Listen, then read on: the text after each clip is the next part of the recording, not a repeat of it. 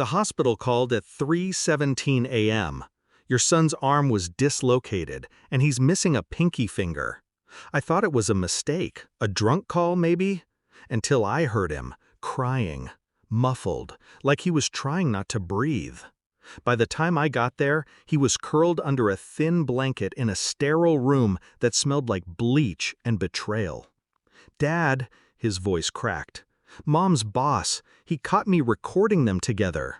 He said if I showed you, he'd snap my neck." Then he pulled his hand from under the blanket.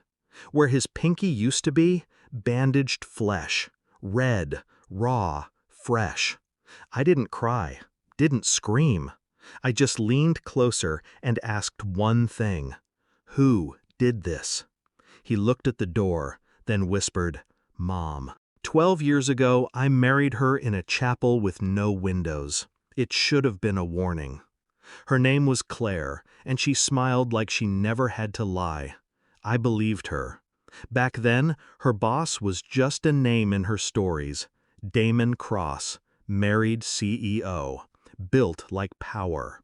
He shook my hand once at her office Christmas party. He looked at me like I was temporary. The first shift was small, a perfume I didn't recognize. Lingerie receipts she swore were gifts from the girls.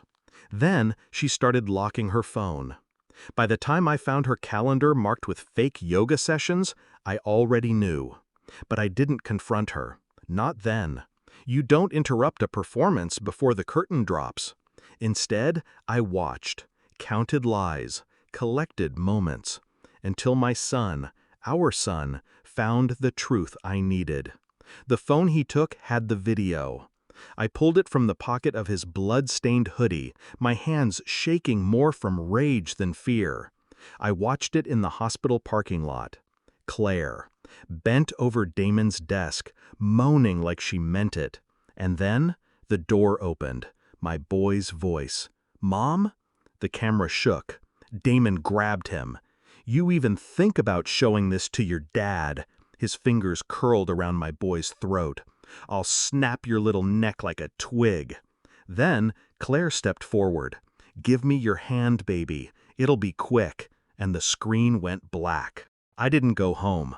I drove to Damon's office. Shotgun in the passenger seat. Loaded. Safety off. But this wasn't going to end with blood. Not yet. Revenge that bleeds is too loud. I wanted silence, collapse, regret. I parked 2 blocks down, walked in through the back, just like she used to brag about. His car was there. Her car too. I had time.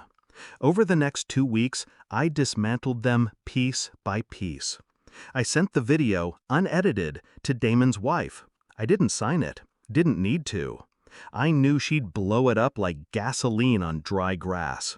She didn't disappoint. Divorce. Public. Nasty. Press covered. His company tanked overnight. Stock dropped like a body.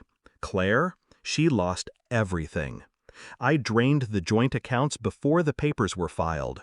Bought a lawyer who played dirtier than any devil. She begged me for shared custody. I smiled. "Tell the judge how you mutilated your own son to protect your affair. Let's see how that goes." She went pale, silent. Then came the final piece.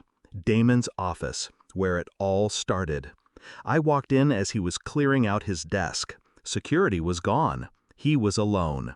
He looked up. "You shouldn't be here." I locked the door behind me. "I know." He glanced at the shotgun in my hands, smirked. "You gonna kill me?" I shook my head. "That'd be too quick." "You remember what you said to my son?" He swallowed. His smile faltered. "I'll snap your neck," I repeated, stepping closer. "That what you said?" He backed into the desk. "Look, it was a mistake. I didn't mean—" "You did." I set the gun down, just out of reach. "But I'm not here to kill you. I'm here to ruin you." I pulled out my phone, played the video, louder this time. His eyes darted. "Please." "Already sent. You're bored. Your investors, your kids, everyone." I leaned in close. "You broke my son. So now I'll break your legacy." He lunged for the gun. I let him. He grabbed it, only to find a chamber empty. I took the shells from my pocket and dropped them on the floor between us. "Try again," I whispered. "See what's left of you after the trial." I left him there, trembling. Claire's gone, somewhere cold, alone. She sends postcards now, never signs them, just guilt, inked in cursive. My son's healing. He wears the scar like armor, sleeps beside me most nights, says he feels safe now. One day, I'll tell him the full truth. How revenge isn't always about blood. Sometimes it's about silence, timing, precision.